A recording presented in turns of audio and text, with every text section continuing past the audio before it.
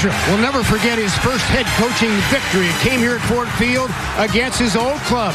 Marvin Jones Jr. won a couple of touchdown passes for Stafford as they won the ball game 26-10. Then the last 3 days renewing old acquaintances in shared practices in Allen Park. And tonight, a little bit more on the line as the preseason opens for both these squads as they take on the Super Bowl champions here tonight in Detroit. Good evening, everybody. I'm Fred McLeod. Happy to be back in the Motor City along with Chris Spielman. I know he is too, of course, as we look forward to a really, I don't want to say a revamped football team, but certainly injected with life. And I know you're pretty optimistic, aren't you? Well, ever since I've been doing the preseason, going back about 3 or 4 years, this is the first year that I feel really optimistic about their chances. I do think they have a 10-win season. I do think they're a playoff team. And the simple reason why, Fred, is because of the roster.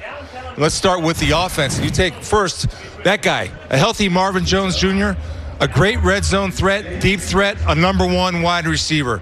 Then guess who else is coming along? Right there, Kenny Golladay, a guy that's emerging. I know some people love him, some people hate him. I'm the guy that love him. Then, of course, Kerryon Johnson. Kerryon averaged 5.4 yards a carry. And the thing that Matthew Stafford has with his offense is something that he didn't have before as a rushing game, and you can see how important those big three are to this offense and for them to be productive. And you know, with new offensive coordinator Darrell Bevell, he'll rely a lot more on the running game than in past years, which certainly has got to open up the rest of the offense. All right, what about defensively? What's catching your eye? Well, much like offensive football, with defense, everything starts up front, and it starts with the defensive line. You look at the addition of Trey Flowers. One thing to note is 36 quarterback pressures. People often judge defensive linemen by how many sacks. Quarterback pressures cause mistakes and turnovers. And when you add Damon Harrison, look at the difference. They averaged 92.5 yards per game when he came over. Before that, they were giving up 132 yards a game. When you have Damon Harrison in there, not only does he help that whole defensive line, but Jared Davis played his best football when Damon Harrison came back. And now we'll see tonight guys that want to be part of that snack pack, as they like to call them. And as you said, when you have big pants in front of you, it makes your life easier, doesn't it? The bigger the pants in front of a linebacker, the better I look. If it's a small guy, the worse I look. He's tightening his belt, folks, for the next couple of hours here as we get set for the opener of the preseason here on the Lions Football Network. And, oh, yeah, Matthew Stafford, can't forget about him, as the future certainly looks bright.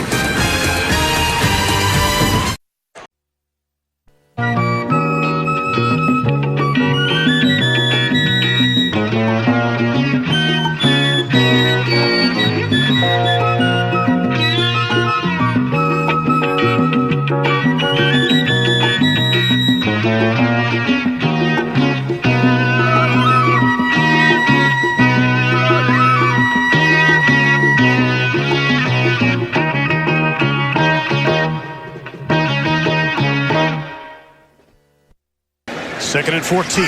Sometimes it's a coverage sack, too, right? You got it. That's quarterback sack there. Ball given off inside to the rookie Ty Johnson out of Maryland. Flag is down. They have a hold as Johnson got near the 46-yard line as J.C. Jackson was able to get to it. Now let's see what the flag is about. And there's also a player down. Holding. Offense, number 79.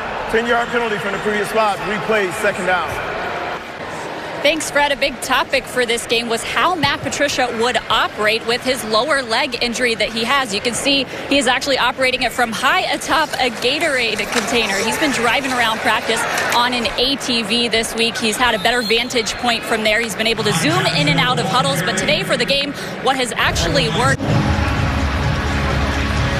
So the Lions will have their poorest starting field position here from their own 6-yard line.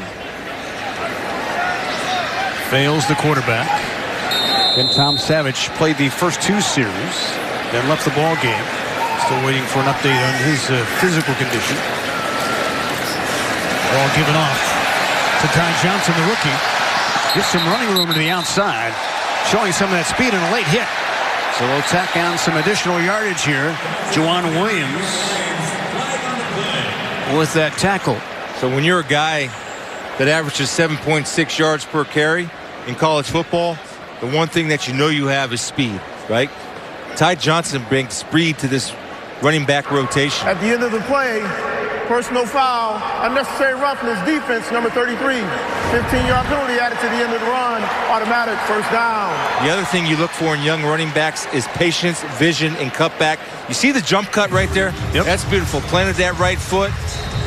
And yeah, Williams has to be more aware of what he's doing on the field. You don't need to do that, okay? He's down. You didn't get the clean tackle.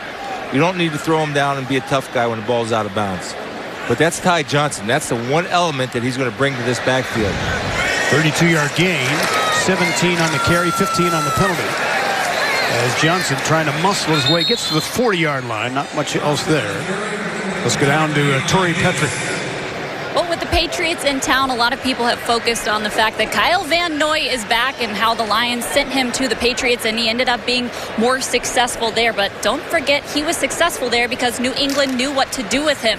And who was designing that defense? Well, it was Matt Patricia. Patricia told me that the more ownership Kyle Van Noy took, the more responsibility he gave him. And I'll translate that to the Lions. Look at a young player with potential like Jelani Tavai. He fits that big linebacker mold. It'll be the same philosophy when it comes to developing Tavai. They want to give him enough to be effective, but not too much to where he can't use his athleticism and instinct. So in other words, good coaching means hitting that sweet spot between the two, and that is their goal with Jelani Tavai. Yeah, good stuff. Van Noy, of course, 3 years with the Lions and dealt in 2017 for a 6th-round draft pick. So, you know the thing that Matt Patricia does well, and this, again, everything comes from the top with Belichick.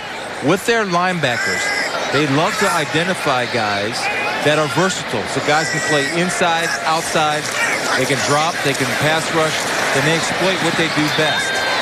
And certainly that's going to be, hopefully, Tavai, and certainly has been Kyle Van Noy, where they're able to get the most out of the players by identifying what they do well, then they grow from there. Jonathan Duhart tried to haul it in, but could not secure it. As you get a look at Jelani Tavai. From a football family, mom played football, dad played football, 2 older brothers at the D1 level. One brother played for the Tennessee Titans, now has a couple of younger brothers, one currently at Hawaii, and another brother in high school who wants to go to USC. There's one sister. She played? I hope she likes football.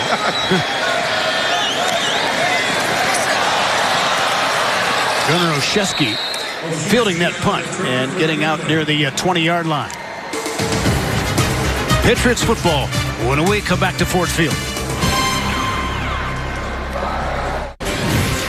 So that'll do it. Thanks, partner. It was great to see you. Welcome back, Fred. Absolutely. Feel like we never left. Is number 54 alongside Chris Spielman, one of my all-time favorites anyway as a player and now as an analyst. Hope you enjoyed our broadcasts as the New England Patriots doing what they wanted tonight. And the Lions with plenty of teaching moments here tonight at Ford Field. Until next week in Houston, we'll say goodnight from Ford Field. Fox Sports thanks you for watching this presentation of the National Football League. For NFL news and highlights, go to NFL.com.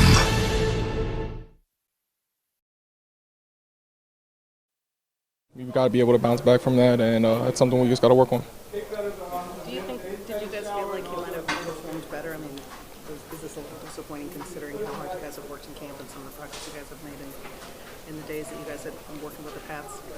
You know, you just got to keep moving forward, and bad things are going to happen, and you know, this game is about moving forward and forgetting the last play and just trying to make a new play on the next one and make a positive play. So, you know, just got to keep moving forward. How tough is it to see a teammate go down like Germany there in the first quarter? Oh, it's always rough, and I'm gonna keep them in my prayers, and because it happened right behind me on the run I had. It's very scary, and you never like to see anyone go down. And you know, I have him in my prayers, and I hope he's doing well. Did you see or hear anything? Did you talk to him when he was? No, I was with the huddle. I got on one knee. I said a little prayer for him. Then I went to the huddle because, you know, I had to let the trainers do their job. That's what they're there for. So let the trainers do their job, and hopefully I'll get to see him or hear something later or tomorrow. I know it's a disappointing team outcome, but just your first NFL game action, how did it feel to just get out there and get under the lights? It's just a blessing to be here. Things I got to work on, but that's what practice is for, and I'm excited to get back to it. Do you feel like there are good things that you can take away from tonight? There's always a few things you can always take away, but ultimately, it's a team sport, and right now we just got to focus on the team and take the good from that, and whatever is bad, just got to fix. What did you feel like needed to be fixed tonight? Anything, just anything with paying attention to the coaches, anything that's fundamentals, and the Patriots did a really good job of executing, so shout out to them, and we just got a game plan and, get ready for next week.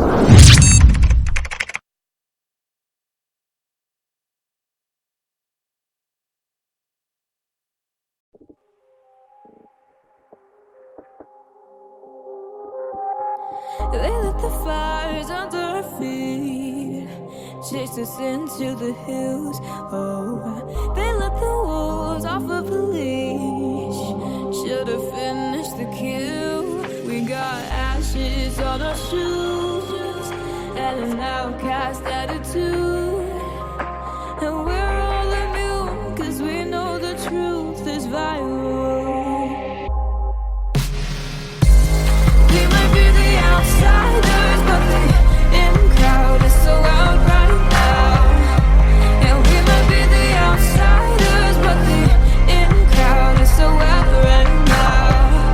No phones, no drama, we live how we wanna. Yeah, we might be the outsiders, the outsiders.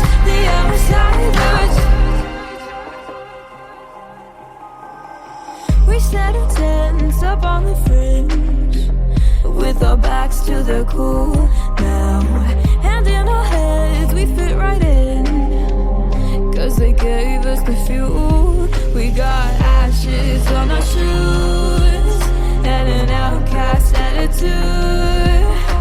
Yeah, we're all immune, 'cause the truth is viral.